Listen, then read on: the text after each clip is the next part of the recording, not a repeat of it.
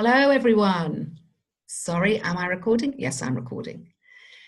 Hi, everybody. So welcome to tonight's webinar, which is called The Missing Piece in Childbirth, which also happens to be the title of my book. That's why I thought of the title for tonight. Unfortunately, my speaker, who was going to be Catherine Kennard, has pulled out at the last minute due to her son being ill. So she actually used to be a hypnobirthing practitioner, and I'm also a hypnobirthing practitioner. And then later on, she came across the understanding of the three principles, which is what in these webinars we've been discussing. And I really just wanted to have a discussion with her about that transition from tools and techniques in birthing and really quite rigidly sticking to a program and teaching a program of study to pregnant ladies and saying, if you do this is going to enhance your birth, to, I feel, the much freer, I just feel there's much more freedom when you come to an understanding of how the mind really works, of what's really going on behind the scenes, what is going on behind the scenes of our experience, what's really going on, which not a lot of us really understand. I know I never really thought about it. I never really, I came to hypnobirthing because I was petrified of childbirth. And I postponed giving birth for a long time because I was so scared. And I did the hypnobirthing course and I studied it, I really took this on. I was like, I've got to get over my fear. Let's just do everything. I'm just going to do everything they tell me to. And then I'm going to be like the women in the videos where they just look like they're asleep and the baby pops out. It's like, easy, I can do that. Just tell me what to do and I'll do it. So I was a really good hypnobirthing student. I did all my, they sort of say, listen to your relaxation tracks every night and do your affirmations, practice your visualizations. So there's a whole, and it's a lovely thing. It's a lovely thing because it really you start really changing your views of birth. And I think looking back, that was the real benefit for me of having done the hypnobirthing course. But just to shortcut to my birth, I had an incredible birth. And I put the success of the birth down to the techniques because that was what the visible part was. It was like, I did this and then I got this amazing birth. It must have been the techniques that got me there. It must have been the self-hypnosis. And I see a lot of women fall into that. They're like, wow, this self-hypnosis works. My birth was amazing. This hypnosis works. And I was very much still a little bit confused, still a little bit like I'm onto something here. This can't be that such a tremendous experience happened from tools and techniques. So something didn't quite, I was a bit confused, hold on a minute. Was it really that I listened to those tracks and that's why it was so incredible? So I was a little bit unsure as to what was going on. Nevertheless, I took on hypnobirthing. I was like, right, I'm going to tell everyone about how amazing birth can be. Just do what I did. Just practice this. Do this three times a night. Do this just do this formula and you will get an amazing birth. And then over the years of teaching, and that's what I wanted to bring in tonight, is women came out after the birth. For a lot of people, it really helped them. For many people, hypnobirthing helps. It's an amazing...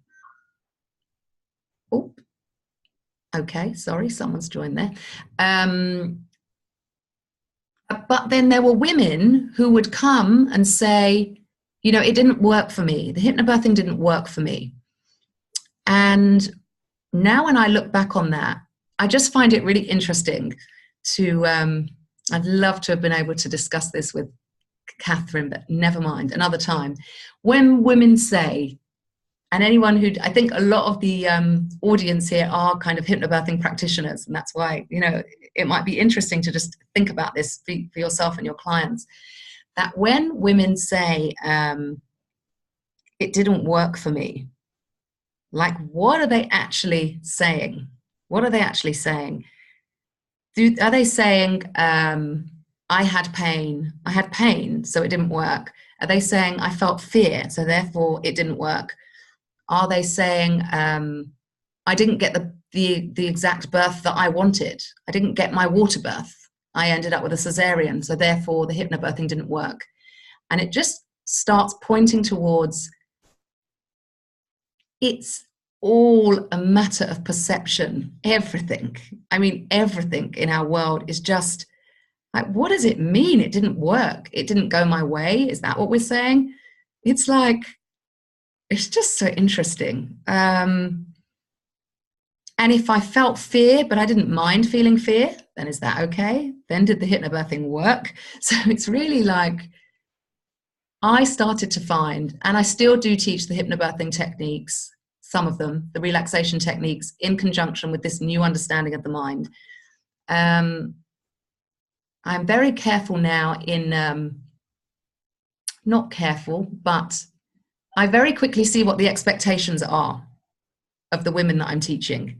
And I think that is where it can get a bit tricky, hypnobirthing, perhaps, with all these videos of like this idyllic sitting in a sauna with candlelight and just like baby just slides out. And it absolutely can happen like that. And it's a, you know, I had amazing births, and that definitely is the potential of our bodies to birth. But of course, we don't have control. That is the key thing that I think we kind of slightly miss. We don't have control over anything, in case you haven't noticed, in our world, in our life. From the tiniest things of getting stuck in traffic, of getting ill, of absolutely everything, of, you know, my internet breaking down right now and the webinar being over, anything, everything. We don't have control of anything.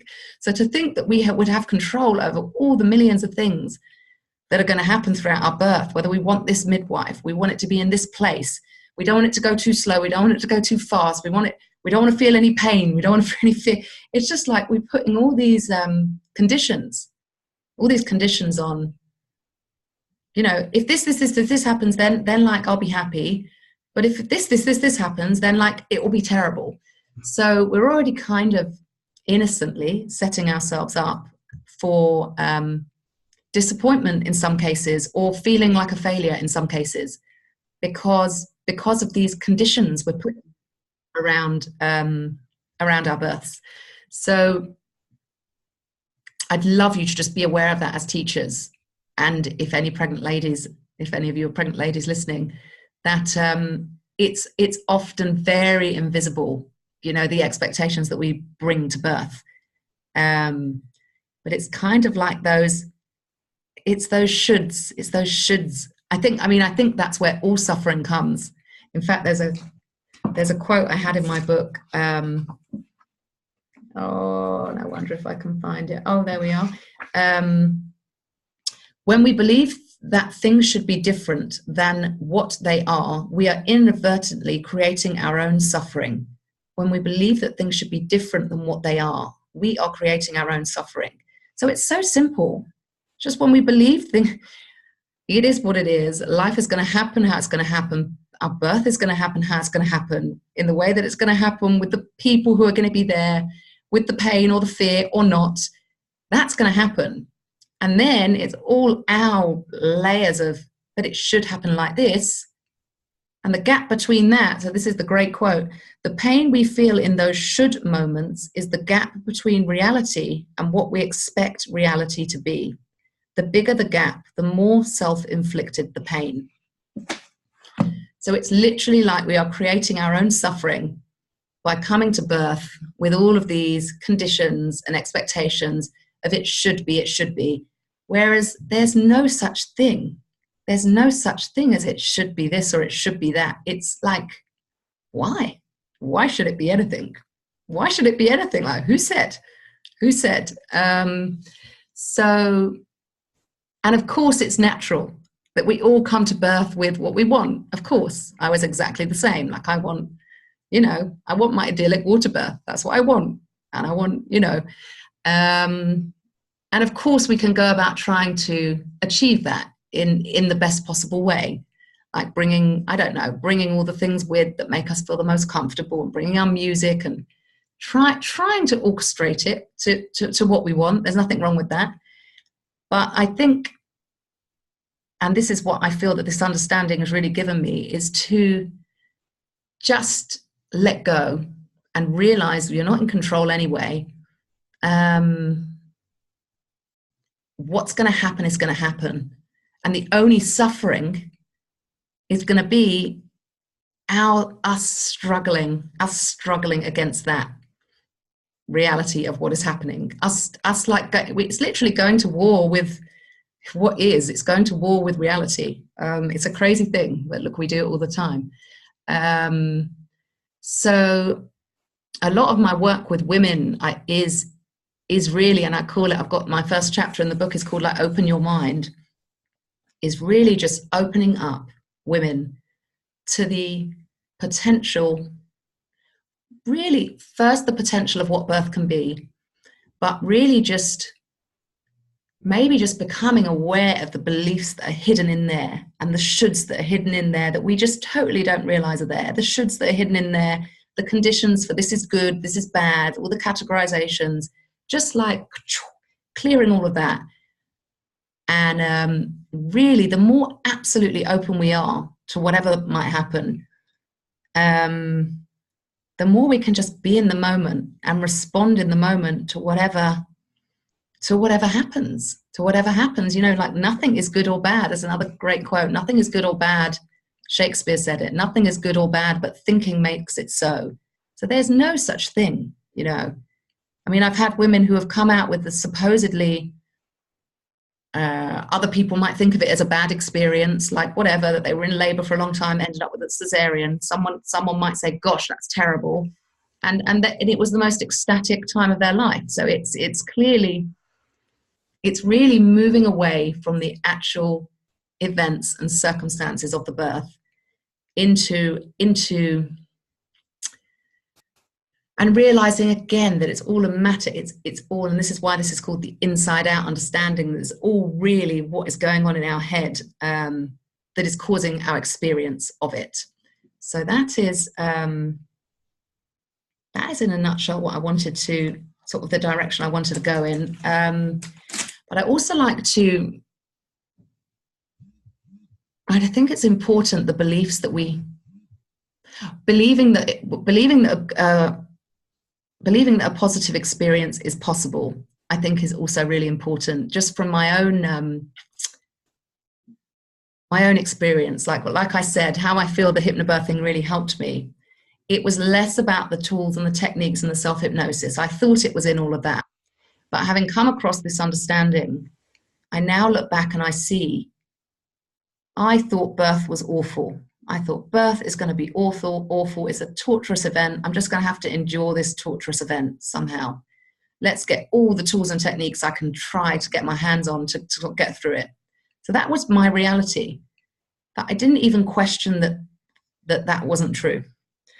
So what I also love to point out to women is really that if you really open yourself up to the possibility of what birth can be, then I think really we can close ourselves off almost. We can close ourselves off to the possibility of what it could be.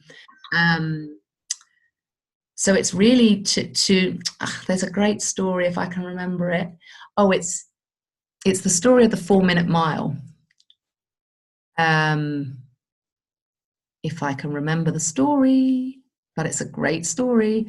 So, yes, no one could run a mile in less than 4 minutes, or in 4 minutes. No one could run a mile in 4 minutes, right? So this used to be the case. I think it was the 1970s. Everyone agreed, doctors, sportsmen, everyone, scientists, it was agreed it's impossible to run a mile in 4 minutes. So it was just the recognized fact, truth out there. And as a result, no one was ever able to do it. Surprise, surprise. And then one day along came Roger Bannister. Maybe it was even before the 70s. I could be getting this entirely wrong. But anyway, you get the point, the gist. You'll get the gist of what I'm talking about. He actually was a doctor and a sportsman. And he just decided, I'm going to do this. He just somehow went sort of burst through that brick wall of truth and was like, no, there's something else that's possible here. And he did it. He ran a mile in 4 minutes, or less than 4 minutes, whatever it was. And the hugely fascinating thing about this story for me is, after he did that, after he achieved that, the impossible, what everyone thought was impossible, then so too did lots of other people start achieving this goal. So it happens like suddenly in this country, in that country, suddenly, oh my gosh, this person's done it, this person's done it. Everyone's suddenly managing to run a mile in 4 minutes when it was never done before. It was considered impossible. And today it's nothing unusual. Today it's nothing unusual. That's to be able to run the 4 minute mile. So it's just like incredible. Like, what's changed between then and now? Only the belief that it's possible. Like, that's it. And it's just incredible. So I do think it's important to make women aware that possibly they are cutting off possibilities of what could be for them, you know, in life as well, but in birth as well, that they might just have this thinking, birth is terrible, for example, but which I know is a lot of the work of hypnobirthing, because it's like we've just all been hypnotized to think birth is awful. And that's what really helped for me, just seeing, hold on a minute, this is maybe just all a big, you know, not conspiracy, but like literally from all directions, it was like negativity from the media, from books, from everywhere. Everywhere I looked, it was like birth is awful. So why would I ever think anything else? It's like, well, of course, birth is awful. And I think it just opened up the possibility, hold on a minute, like our bodies are actually made to birth, and it's totally natural. We're designed for it. Like, it's not supposed to hurt. It's just the tension of it all makes it hurt more. And all of this education really, that I just started, and I didn't even realize it was happening. I just started opening up to just this fixed thinking just began to sort of fall away. And it was just like, oh my goodness, it could actually be something else. It could actually be not only bearable and manageable, it could be like a really enjoyable, amazing experience. Like, oh my goodness, who would have ever thought such a thing? From torture to like bliss, and it was the best experience of my life. So just like, but I think without realizing that possibility, I'm not sure I would have had that same experience. It's almost like we block ourselves in. So, yes. And then I just suppose I wanted to bring in a bit of the understanding here of the mind, which is what we're talking about, and just talk about it in relation to hypnobirthing, or tools and techniques in general for birth. Talk about like why techniques might be effective, and why sometimes we might go off into a different direction that we didn't necessarily want to go in that direction, in terms of, I don't know, fear or pain or panic, just to kind of explain really what's going on more, so that we don't feel like we're on some runaway train of like hit and miss, gosh, am I going to stay relaxed or not? And there's so much worry around that, and it can just all be taken off the table. We don't need to, that doesn't need to be on us. We don't have to worry about that. So I always like to use this to explain the mind. It's like one of these glitter, snow globes, because I think it's such a great visual to be able to understand. But so this is the clear, mind. This is what hypnobirthing, I feel, doesn't understand. I love hypnobirthing. I don't want to knock it. But I feel that this is the understanding that they miss, and that therefore sometimes women can misunderstand and think that they need to do more than they really need to do. That, oh gosh, my thinking's gone that way. I better quickly change it, quickly say an affirmation, quickly visualize something like, oh gosh, I don't want fear, this experience, that's going to make me tense. So I think it's going into birth with really the fear of fear. Gosh, what if I get scared? What if, and all of that can just be taken away. Like, imagine if we weren't scared of being scared.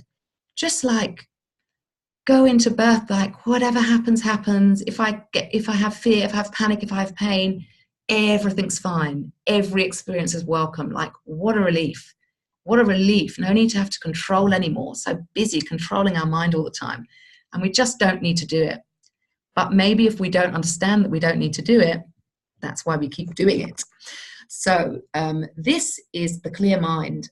This is our natural state. I would say this is our natural state of mind, which is, believe it or not, I know it's hard to believe in this busy world, that our natural state is actually peace and calm. And I suppose if you just think of things like, whenever your mind is a bit quiet and clear, it might be, whenever I ask clients, they say, yeah, when I go for a walk in the park, or when they're in the shower, they're not thinking so much, or when they're driving, they're not thinking so much. So any time where you're just kind of a little bit slower, you will find that you tap into these sort of quieter times, if you start becoming aware of it, where you just kind of feel nothingness, really. You're just kind of in neutral.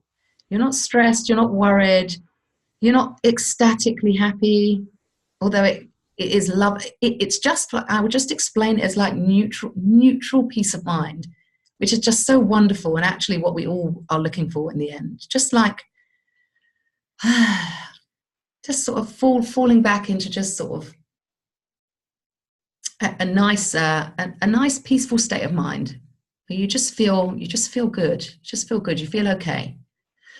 So this is our natural state, and what we do all day long is think. So this is how thinking, and again, it's something that we don't. There's a great joke, if I can remember it again, it's something along the lines of, there's two fish in a bowl. There's two fish in the fish bowl, and one fish says to the other, gosh, isn't the water cold in here? And the other fish says, huh? What the hell is water? Like, and that's how I feel with thinking, that we are in thinking all the time. We're born into thinking. And the day we're born into thought. And then this amazing power of thought is with us for our whole life. That is how we're experiencing life, via the power of thought. And we often just kind of don't really realize we're in it. You know, we're kind of aware that we're having certain thinking sometimes, but to see it on a real, like, it's everything. It's everything. It's your entire experience. You're in thought all the time. So that's what we're talking about. So so when we're like thinking a lot, a bit stressed out, when we're just sort of having lots of thoughts about our birth, we might be pregnant. Oh gosh, what if this happens, and what if that happens? A lot of what ifs we tend to do when we're pregnant is just like, it's like such fertile ground for just worrying. Gosh, so much to worry about. What if we don't get the midwife? What if this? What if that? What if I go overdue? And then you see, if you can see, it just gets very cloudy in there. It gets very cloudy in our mind, and we can't think clearly at this point. It doesn't feel good. It really doesn't feel good, and I suppose what a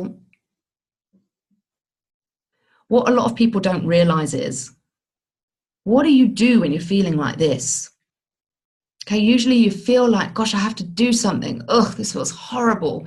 I'm so panicked. And then we go about trying to fix things on the outside, usually. Right, let me put more plans in place to make sure I get what I want, or whatever. We start we get this horrible feeling, which is from all the thinking we're doing. And we think, I've got to do something, I've got to take action. Whereas, if we understand how the mind works, we realize that what do you do with a snow globe to make the dust settle? Is you just do nothing. You just do nothing. And before you know it, you are back to your natural state of peace and calm. Like, who could ever think that it could be that simple? Do nothing. Just do nothing. Just leave it alone. And I love the example of kids, because you just see they're such a beautiful example of this, that they'll have their tantrum. Okay, their tantrum might go on for ages, but yet they don't then judge their experiences like we do.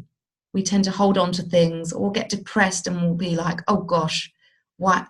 We'll get a depressed thought. And then instead of just kind of leaving it, which would get us back to calm the quickest, we worry about it. It's like, oh gosh, I'm feeling depressed. What could be wrong here? And maybe it's this and maybe it's that. And oh gosh, maybe I'm going back into depression again. And what if I'm depressed when the baby comes? And all of that is just making us more and more muddy and making our mind more and more clouded, which is then just making us feel awful. Whereas when you realize that the mind naturally calms down, you're just less inclined to do that. You're just less inclined to take any thinking as seriously anymore. So it's just a wonderful gift. When you really see what's going on, you just really start becoming aware of like, oh gosh, I feel awful. Oh, I must be stuck in some kind of thinking here. You don't even have to know what thinking it is. It doesn't really matter. It's any type of this. It's just that this has happened. Oh, well, this is what I'm in. It's going to settle, because it always does. It's going to pass. I'm going to be back to myself at some point. Just like, okay, oh, well, which is a very different attitude. So I suppose during birth, and we do have absolute whatever, we might just get overtaken by fear, say, which happened to me in my fourth birth. After all of this teaching of hypnobirthing and this understanding and loving birth and all of this, I found myself scared in my fourth birth. What are you going to do? I had fearful thinking coming through, like, what are you going to do?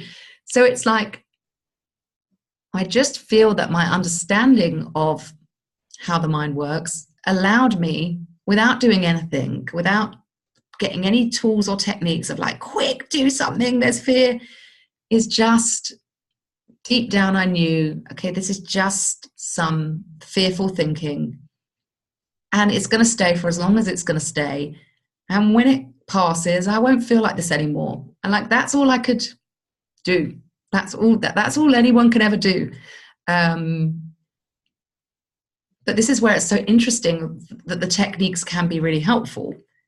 But it's really the understanding of why it's helpful, is that we might be in this during our birth of panic and fear. We might just, you just might get into that, or worry, or whatever. And then, so we might start breathing. So I said breathing is one of the great technique for relaxation. So we start our breathing, and the breathing takes you into the body and out of all of this mental activity. So without realizing it, what we're doing is we're leaving this alone. We're leaving all of this crazy thinking going into our body, doing our breathing, focusing on our breathing. And then we're thinking, oh, look, the breathing works. The breathing has like made the panic, or it's like it's very subtle, but it's a misunderstanding. Like, it's not the breathing that's done it necessarily, but we can understand why it's been helpful. It allows you to come away from all of this mental activity, divert your attention elsewhere, get into your body, and therefore this is just then left to settle. And then, hey presto, you're back to your calm and peace. So it's quite an amazing it's a subtle difference, but it's such a gift to really understand what's going on. And the same, I suppose, with, you know, any of the distraction, visualization, for example, that hypnobirthing, you know, talks about. Just go into your own world, take yourself to a special place. It's all of the same kind of concept, that instead of worried thinking, you're taking your mind away and putting something else in its place, like a slide, another slide, which then affects how you're feeling. But I suppose my point is that we don't need to be so scared of it, and we don't really need to be doing that. If you've got those tools and it works, brilliant. But the mind will settle again by itself. And sometimes I just feel that, in a way, the techniques and all of everything we're told to do, and it can sometimes block our natural wisdom from coming through. So it can sometimes stop us getting back to this. So instead of worry and fear, we're then like, oh gosh, what's that visualization again? Quickly visualize. And then we're kind of in this again. Whereas actually the most optimal place to be is just, you know, the clear mind. So, and I suppose in the same way, that's why the relaxation tracks and the self-hypnosis, why that is so why it can be so beneficial, because again, it's slowing down your mind. It's slowing down your mind. It's allowing your intellect, which could be going crazy, to just, like, with the breathing and the relaxation, to kind of come back to what was already there anyway. And I think that's the main point, that it's not that all of these techniques create this space. Sorry, I have to read you another quote because this is very relevant. Meditation is not a way of making your mind quiet. It is a way of entering into the quiet that is already there, buried under the 50,000 thoughts the average person thinks every day. That's Deepak Chopra. So it's almost like, in my mind, the techniques was creating this peace and calm for me. And without these techniques, I wouldn't have that peace and calm. That's what I used to believe. Whereas now I understand that peace and calm is already there. It's the backdrop to everything. It's the backdrop to our life. We don't realize it. And I think if we don't realize it's there, we can live our whole lives in this and then have moments of sort of peace, but kind of, it's very short-lived, and you kind of don't pay much attention to it because it's not, just kind of not where your focus is. You're just trying to survive, getting through the rocky parts of the stress. But once we realize, it's just the awareness, and hopefully just from this talk, you'll start becoming more aware of, hold on, that peace and calm is the default. That's the default state of where we are. And the only thing that can keep us from experiencing that is our own thinking, which we can't control. I don't think. And I think that's also where hypnobirthing, I feel, is trying to control. It's trying to control our thinking. So they're great with the whole, your body just does it. You don't need to control that. Let go, surrender. Your body will just birth. Like, amazing. Like, it's totally true. And that helped me so much when I learned hypnobirthing. But I just feel we could extend it even more to women and say, you know what? You don't even have to control your mind either. Like, imagine the freedom in that. Like, you can really let go like never before. You can just fall back. Absolutely, I call it in the book the ultimate safety net. You can just fall back into the ultimate safety net. There's nowhere to fall. There's nowhere to fall. So you've got this whole thing of the body will do it, let go, surrender, your body will just do it. And this double safety net, even more safety of, you don't have to control your mind either. And that, I think, is the real true letting go. We don't have to start thinking of, oh, what affirmations do I need, and what visualizations, and where's my hypnobirthing file? Like, without that, I'm not going to be able to do the birth. It's just like we can forget all of that, and in forgetting all of that, we come to this because there's nowhere else to be, you know, because this is what we are. So, and then when this does happen during the birth, like I said, it's not like it shields you from the roller coaster that we might go through during birth. Like, you might go through all these different feelings and emotions, but it's just like somehow understanding this just allows you to take everything much more lightly. There's nothing really to fear. There's nowhere to fall. Yeah. So I'd love for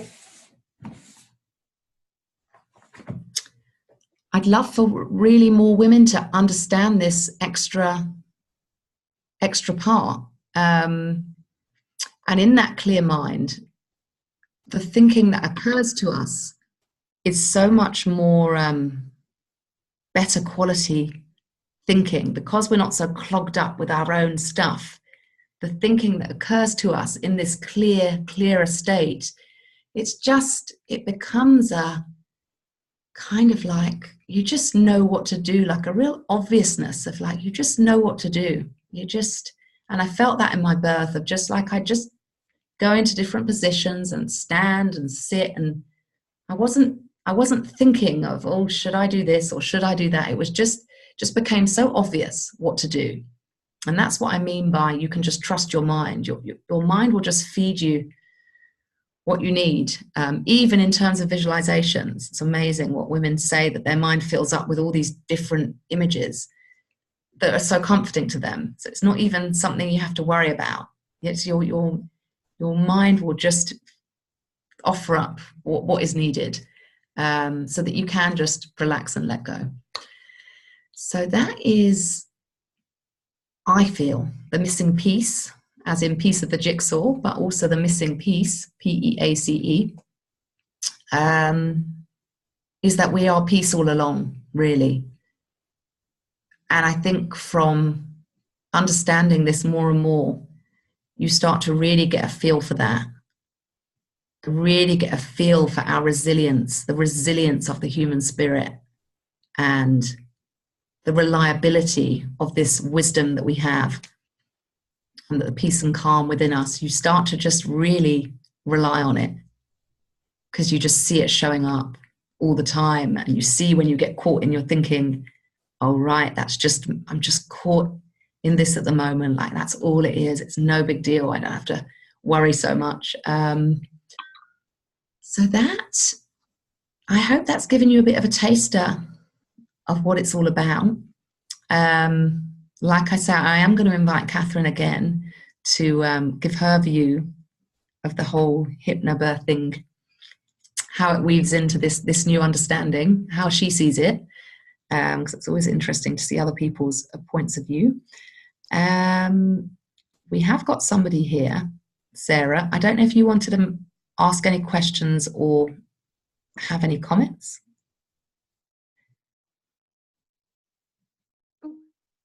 Hey. Hello.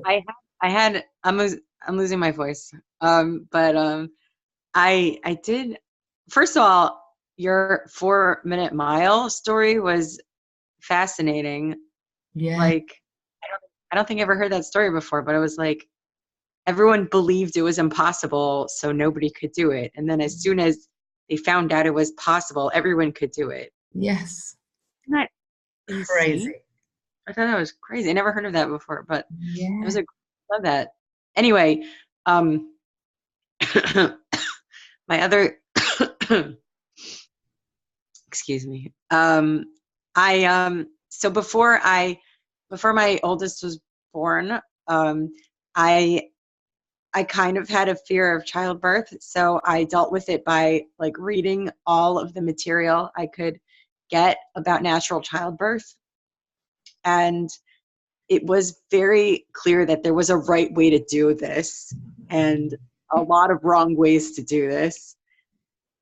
And I I'm very much held on to that belief. I've had 4 births, and like I've definitely held on to that belief throughout all of them, and like thank God they all went like at least more or less, right, but they didn't, not all of them went exactly right, but like they all, I didn't have any traumatic situations, but it never really occurred to me that like, okay, but what does that mean? Like, why is there only one way that's right? Like, so what if it went differently, or so what if it would go differently? So what if, nothing has to be a traumatic situation. Like, okay, I would not have wanted, an emergency C-section or whatever, but like, if one were to have an emergency C-section, like, why would I consider that traumatic? Like, why would that be so terrible? Why was I labeling that bad? Yes, it's so subtle, isn't it? You don't even notice your own beliefs. It's so, it's really interesting. Yeah, I mean, it's interesting when you look at like the post-traumatic stress disorder after birth, which is like a condition now that people talk about quite a lot. I think 1 in 3 or 1 in 4 in this country. Yeah. And they say like it's in the mind of it's the perception of losing control. That's like the sort of sentence they throw out, the perception of losing control that causes this trauma. And it's just so interesting. It's like you can look at the birth on paper and it can look absolutely fine, and the woman's traumatized. And then you can look at these absolutely so-called objectively disastrous births where everything could have gone wrong, and the woman's absolutely ecstatic. Like it's just so interesting that it's all in the mind of it's all in our own minds, isn't it? Yeah. And it is, I suppose, created by these invisible conditions and expectations that we have. We think, gosh, this has gone wrong. This is wrong. This is not what I wanted. And yeah, it's really interesting. I mean, I see like where they're coming from, because in that, like, the woman's body is created in such a way that it's supposed to give birth in a certain way, and it's supposed to work a certain way, and if it doesn't work that way, then it is kind of abnormal. Like, you're supposed to be able to deliver a healthy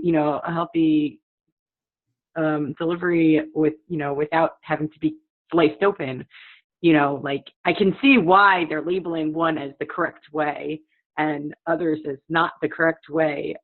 But yeah. It is interesting that so many women are opting for cesareans now. There's a whole wave of women who are like, I'm not doing it. I'm just not giving birth. Too posh to push, they call it, but it's like fear, actually. Right. That. What about all these women who are like, well, there's no way I'm giving birth. I'm just having a cesarean. Like, for them, the cesarean is the absolute good and brilliant. That's the way to do it. And the natural birth, they're like so in panic. Well, what if I go into labor before the cesarean? It's all a matter of like you were saying, though, if people don't believe that it's possible to have a pleasant birth experience, yes, then they won't. I just think the more afraid. Yeah, the more open one is, you're opening yourself up for what is ultimately going to play out anyway. It's going to play out anyway how it's going to play out. But if we're kind of limiting it, maybe we might be stopping certain potentials from arising. Whereas if we're totally open like that, we still might end up with a cesarean. Do you know what I mean? It's like, it's not up to us in the end. I just think it's really eye-opening to realize what is in that. Like you say, you didn't even realize that you'd taken on this belief. Natural is good, this is bad, and that your 4 births were good and they were passable and that was good. And it's just, yeah. I mean, I just think a lot about what the birth is at the time and what the birth is afterwards. When you look back on your birth and you have all this thinking about your birth, like, neither of them are true in a way. They're both, whatever you're thinking at the time of your birth is your experience of your birth. And whatever you think when you look back on your birth is your experience of what you thought your experience was. I don't know whether this is just getting too complicated, but in the end, it's all just thinking, like, what's the truth? I don't know. It makes me a bit dizzy. Is there any ultimate truth out there other than just what we're thinking? Like, that's all. Do you know what I mean? Does it make sense?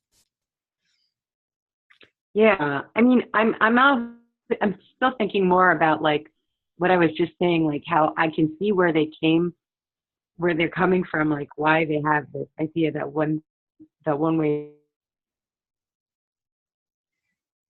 Oh, we've lost you.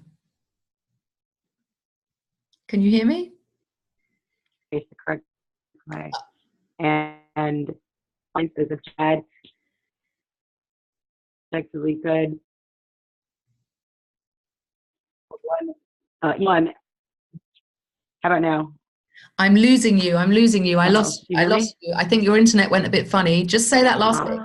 Say that last bit again. You say, I see that something. Do you hear me? You hear me now? Yeah, I hear you now. Yeah. Okay, right. I'm sorry. That I can see. I'm thinking more about like where they're coming from and why they consider like one thing to be the right way and the others to be the wrong way. But I'm like I can like in one sense like that doesn't objectively go to make you very happy, but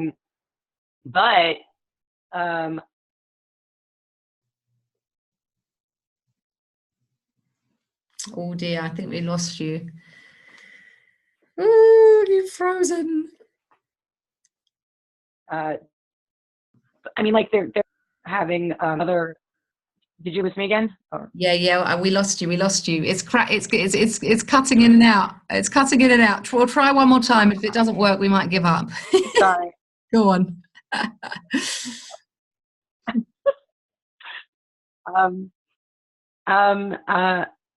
That I like. Well, what part did it start getting? All of it. I think I heard you say you see why they might think one thing is bad and another thing is good. You see that. You see why that they would think that. Right. Yeah. I mean, like, because there's also like a sociological aspect where like the doctors are doing it a certain way because of their convenience or certain ideas that they have that aren't necessarily true, or certain, fear of litigation in some cases, or, factors that are not about the way pregnancy and birth are meant to be. And so the natural childbirth advocates are taking that stuff into account, and they're saying, okay, the natural child, the body is meant to do it this way, and don't let those other factors pressure you into doing it the other way. Yes. But that's not the same as saying the other way is objectively bad or traumatizing. Yes. I suppose they're just standing up for women's rights and saying, just realize that you have choices and that you can say yes or no to things and that you have a voice. I mean, that is important that women realize that they don't just have to sort of take whatever's being. I always say, like, so sometimes women go in very much on the defensive. Like they'll go into hospital and it'll really be like, oh, no, don't touch me. I'm just so defensive. Like, don't try and intervene. Don't try and, especially like when we've learned hypnobirthing, it's like just, when we hear all these stories about the hospitals intervening. But I always say, like, that's also going in with a ton of thinking, isn't it? Of just like, gosh, what, they're out to get me. They're going to make me do things. Yeah. And then they could just innocently make a remark of, oh, do you want to take some pain relief? Do you want to take some? And it literally, the way they would react is just, it's a real overreaction. Like, don't force me to, and all it is just like an innocent. So it's like, we're going in with certain thinking that is then making, you know, we see what we see is what we think is what we get. What we see is what we get. So if we go in thinking, gosh, they're going to force me into things, like they're the enemy, any tiny thing that is said, it's going to look like that in our eyes. So again, it's just opening up to that. You know, they're just doing their job, and they're going to make suggestions, and there's nothing to stop us saying, I hear what you say, and this is what I want. I'd rather not do that. Or it doesn't have to be this sort of, you know, big fight. And then ultimately it is out of our hands what ends up happening. You know, even if hospital procedure is pushing us down a certain route, and there's, you know, in the end, there's nothing we can do about that either. You know, we are at the hands of the hospital, but they're not necessarily, you know, out to get us. Do you know what I mean? They're just, you know, they're just doing their job and whatever. And again, that's just the thinking, isn't it? To say, well, it could have been different. It could have been different. Like, if only, like, I'm sure I didn't need that intervention. Why wasn't I stronger? And it could have been different. It should have been different. And you get caught in that again. It's just this whole thing of just like, it is what it is. And yes, definitely go for what you want and say what you want and be open to everything. But then we can't go to war with reality. Well, we can, but that's, if we do, that's when we suffer. But just even if we do, and we do suffer, just then to realize, oh, wow, look what I'm doing, or look what I've done for all these years of looking back at my traumatic birth, look what I've been doing. Maybe it can give people some perspective and shed some light on their birth experiences. I don't know. But I do feel this understanding, it kind of gives you that acceptance in a way, without having to drum in, you know, just accept, because it's not a lying down and just accept everything, just accept what it is. It's not that. And it can sometimes sound like that. It's more that when you realize the role of thinking, and literally if you're doing this with your head every day, it shouldn't have been like that, shouldn't have been like that, shouldn't have been like that, and then wondering why you feel so awful, that when you are clear-minded, you might just see something different about your birth. You know, if you did have a traumatic birth and you get into a quiet space about it, it may start occurring to you, oh, you know, they were just doing their best, or whatever might occur. But it's just kind of wiser thinking comes to you when you fall more into the quiet. So I just feel like what it gives you is, it's just like you're never stuck. Whatever experience you're in, you're never stuck with that. There's always there's infinite possibility of how you can experience something. And even if you do think that you had a bad birth and you're not stuck with that forever. You know, at any point it could shift. You could suddenly shift your perspective on it, or, you know, whatever, you might get new insight about it. So it's just, I suppose, this infinite potential for new thinking, for new fresh thinking to occur that can totally change the reality that you see in front of you. So you're never stuck with anything. I think that is what's so comforting about, that is why you can endure any experience during birth that could seem so awful at the time, and you may get caught up in it, but kind of just a new thinking will come, and it just won't, like we all know, we suddenly just don't feel so bad anymore. We feel bad, and then we just suddenly don't feel so bad anymore. And what's happened? Like, all that's happened is this, the dust has settled. That's all that's happened. Like, nothing on the outside is usually responsible for it, although we might pin it on outside things. It's just starting to really become aware that it's like all an inside job. And it's very empowering to realize that. Not so that we can change the thinking, not so that we can change it, but just, I suppose, the potential that is there, the potential that if we're feeling awful, it's being held in place by some thought, and that thought is temporary. Thought does pass. That's just the way it works.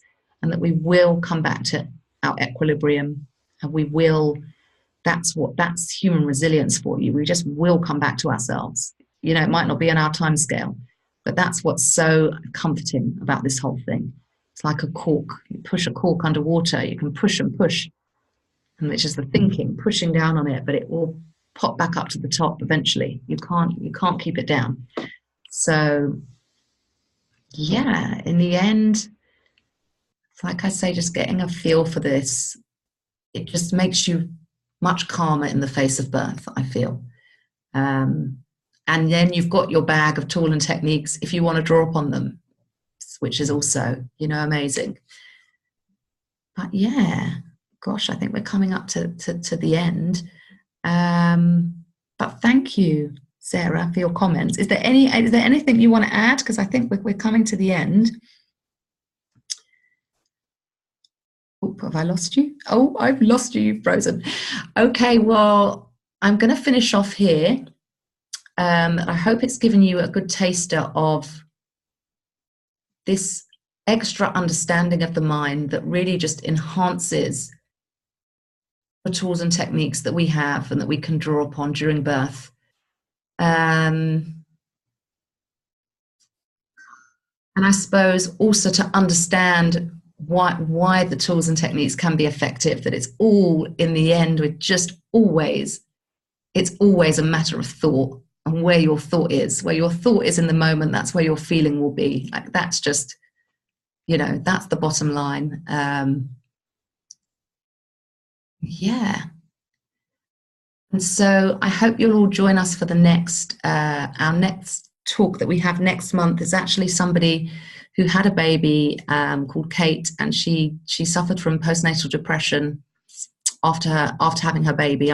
I think it might have been to do with the birth, actually. But she anyway, I'll let her tell the story. And then she came across this understanding, and it totally transformed, what her depression and her life. And now she's now making some kind of film about the three principles. So I'm very excited to welcome her and speak about that. But again, it's just this same point. I mean, it's the same thing again and again. There's this inner resilience that we have, that once we know it's there, we really can this cork can just go back to the top. So I hope you've enjoyed, and we'll see you next time. Bye, Sarah. I think you've frozen anyway. Oh, you're there to say goodbye. I don't know why I'm doing this. Okay, no problem. Okay, well, thank you for coming. And thank you for moving forward, even though your guest speaker canceled. Yes. I hope it wasn't too much of a disappointment. We'll bring her back. We'll bring her back, hopefully, in a couple of months. Okay. Over and out. Thank you. I hope you enjoyed. See you. Good night.